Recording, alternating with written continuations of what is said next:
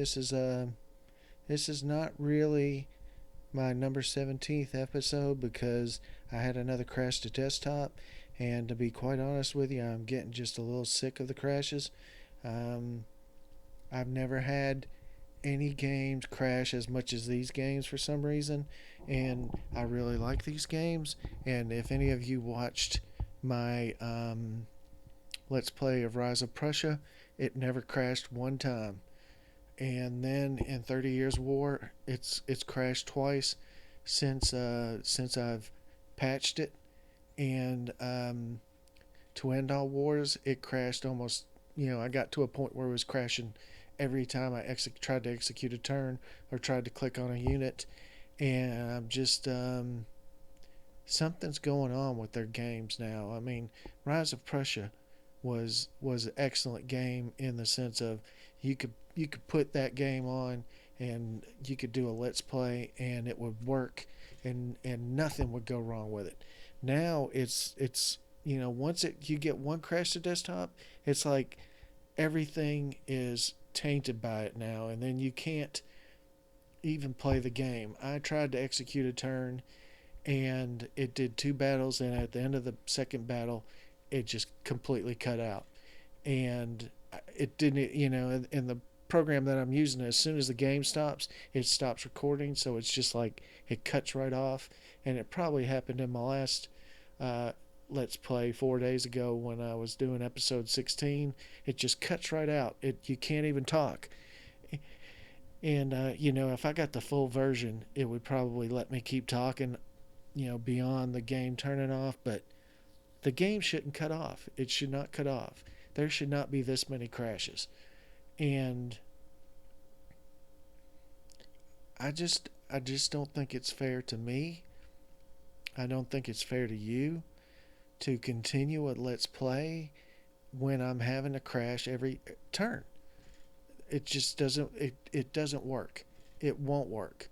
There's nothing that can be done, and this sucks because this is going to be my second let's play that I had to cut short because of crashes. I can't take it anymore. I can't do it. I'm thinking about doing a let's play, and I was kind of chuckling on somebody else's let's play who was doing a let's play of War in the Pacific Admirals Edition, and he said he had done two let's plays and both of them were Matrix games, and he said, I promise I don't work for Matrix. And I don't work for Matrix either. I don't know if they even, what their position is on let's plays. I think they kind of like them because I do think that they see the uh, the benefits of getting their games out in front of people on let's plays on YouTube, because so many people are watching YouTube right now and so many people are watching let's plays.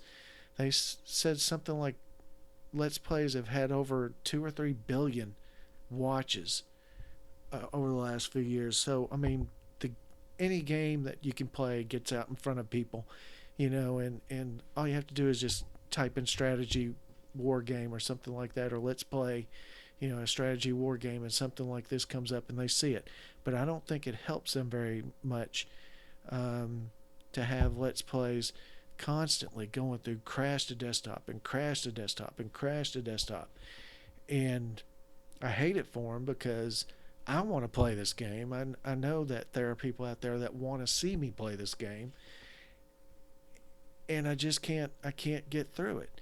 I know that I've played Civil War 2 twice or three times, never had a crash on it. So I think I might do that next. I don't know. Um, I almost want to kind of almost feel like I want to break away from a job right now and do something else that I know will not crash. I know War in the Pacific Admirals Edition won't crash. I have that game. I've never been able to play it through because if you play the Grand Campaign, the War in the Pacific from 41 to 45, it could take over a year, especially if you're doing it on a Let's Play, because it models every single day, and it goes by at the hours even, and it models every single ship that was in the combat theater of the Pacific Ocean. Every single ship, all the way down to named destroyers. Now, some of the cargo ships and some of those ships are not, modeled to the exact number, I don't think, but every single warship is. Every single submarine, every single destroyer, every single cruiser, battleship, aircraft carrier are all modeled perfectly in that game, and they have the exact armaments they had when they start off the war, and then at certain points in the war you can upgrade it just like they were upgraded in the actual war when like an aircraft carrier got more anti-aircraft guns. You can that's modeled in the game. So it is one of the most detailed war games ever made. It's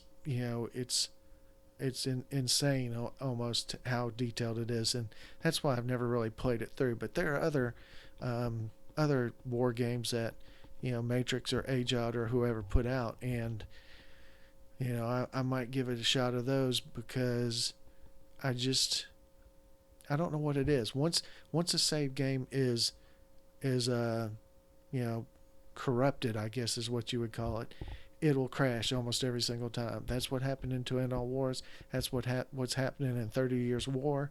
And I'm not going to go through what I went through with To End All Wars. I started, I think, 6 or 7 episodes in To End All Wars to have every single one of them crash. And I rolled back turns. I did, roll back saves to several turns before. I did everything I could to recapture To End All Wars, and I never could. And I'm not going to go through that again with 30 Years War. I have the game. I'll probably play it on my own and restart it at some point, but I don't think I'm going to finish this Let's Play. It just can't be done, and I apologize for that because I know that there's probably maybe 15 to 20 people out there, maybe more, that really, really, really want to watch this game and watch it all the way through. And the best I can tell you is if you want to get a very good glimpse at what this game is like, you can look at the forums and the after action reports. There are a couple of after action reports being done right now by some people who are very good at this game and very good at the Ajod games. And I would definitely recommend those. I think Barris is playing one against Loki. I don't know if it's over yet. I haven't been keeping up with it. I've been a little too busy, but keep your ears on because I'm not stopping doing Let's Plays, but I just don't think I'm going to do another 30 Years War or To End All Wars because I just don't want to get into that point where I start getting crashed to desktops. I just can't. It's one of the most frustrating things to, go through your turn, plan everything. You click execute the turn or process the turn, and the battles happen. And then right at the end or beginning of one of the battles, it just stops working and it says, your game has experienced a crash, an unrecoverable crash, and then it says click to exit, and then that's it. You can't recover it. So, I don't know. I know that Random Gamer's doing a Civil War II Let's Play. I know that he's kind of moved around to several other titles as he's playing that as well. So I think he has 2 or 3 Let's Plays going on at one time. My attention span's not that great. I can't do that. I would just completely. I mean, I was doing a Let's Play of Revolution Under Siege, and maybe I'll go back to it. But I couldn't do 2 at one time. It's almost too much for me. My time is so limited at this point that I can't really do 2 Let's Plays at one time because I would be working all day and then recording all night. And I just can't do that. I'm not that dedicated, I guess, but I do want to keep this going. There are a couple other, war games that I have that I might try to do. I don't know. I'm trying to think. Most of my war games are Matrix board games and Age of board games because they're pretty much the only one of the only or one of the few war game producers at this point. You know, you have HPS Simulations. They make some pretty good games. Battlefront, I think, is the name of it, of another company. The ones that do combat mission, or I think that's what it is. It's called Combat Mission, the Combat Mission series. They're another group of developers. So there are other producers out there. It's just that Matrix, I think, has the people that are actually developing games and they're also producing games all under one house, which is pretty nice. I think a lot of the developers end up coming to Matrix for them to publish their games because Matrix, I think, has the ability to do it all in house, and that makes them a pretty powerful player in the wargaming market.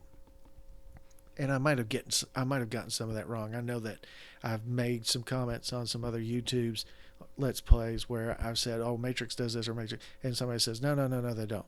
Well, I'm sure I'm not getting everything exactly right, but you kind of understand that they do publish and they do develop games themselves.